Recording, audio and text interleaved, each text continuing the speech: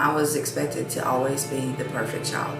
I was expected to make the best grades, to always be the best in my class. So I learned very early that I got validation and love from being the best. So when I would fail, even as a child, when I would fail, I would try to cover it up. So I learned to lie and manipulate very young because I didn't want to disappoint my parents. And it also turned into being very codependent and wanting to always have someone there that I could fix. I didn't take my first drink of alcohol until I was 21.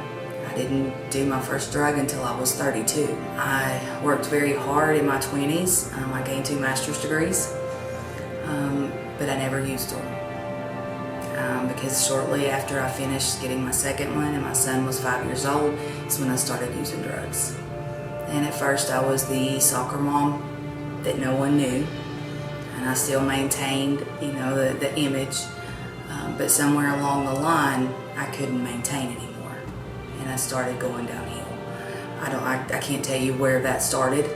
I just know it started, and I found myself a little over a year ago in jail for the first time in my life. Was having a mild heart attack from my drug use. So I spent the first 5 days in custody in the hospital, shackled to a bed. Came back and was put in a cell, and I lived there for 11 months. For the first time ever being in jail, and I was all alone. I had lost everything. I had lost my family. My son wasn't talking to me. Every material possession I ever had was gone. My dignity was gone. Everything. I was a shell of a human being. And towards the end of my 11 months, when it was close for me to go to court, I was presented with the idea of going to rehab. And in the back of my mind, I was like, I'm not really that bad.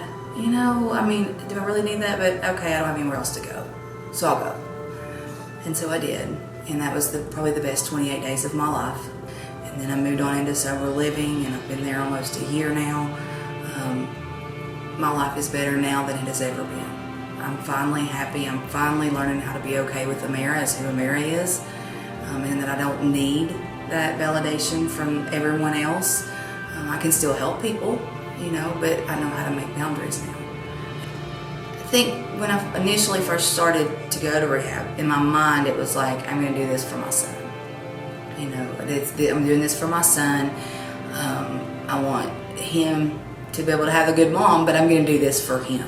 It had nothing to do with me, absolutely nothing to do with me. About 2 weeks into my treatment, it started to click a little bit that I can't do this for anybody but myself. Because if I'm trying to do it for someone else, I'm still chasing after external validation that Amara's good enough. I know that when he does finally come around, I have the confidence now that I'm building a better Amara, a better mom, a better friend, a better person, and that I'll be the best that he's probably ever seen when he does finally decide to come back around. The thing is we are humans with hearts and compassion. We probably have the biggest hearts you'll ever find in a person.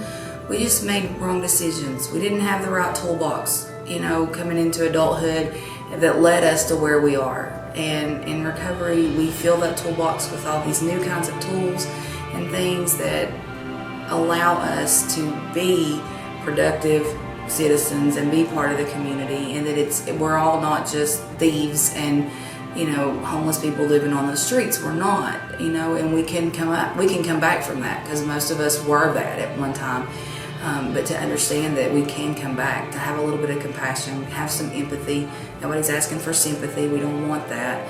We just want you to understand that we absolutely know what we were, and that we can become much better people than we've been in the past.